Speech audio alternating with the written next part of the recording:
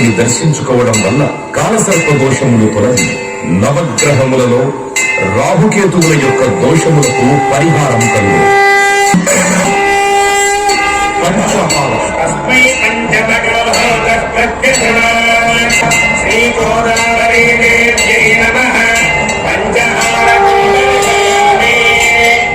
తూర్పున సద్యోజాత ముఖము, దక్షిణమున అఘోర ముఖము, పశ్చిమమున వామదేవ ముఖము, ఉత్తరమున ఈశాన ముఖము, ఊర్ధ్వమున శాంత ముఖము విరాజిల్లుతూ ఉండును. కావున ఈ పంచహారతి దర్శించుకొనుట వలన శత్రుబాధలు తొలగి ఆరోగ్యము, మనశ్శాంతి, విజ్ఞానము కలుగు.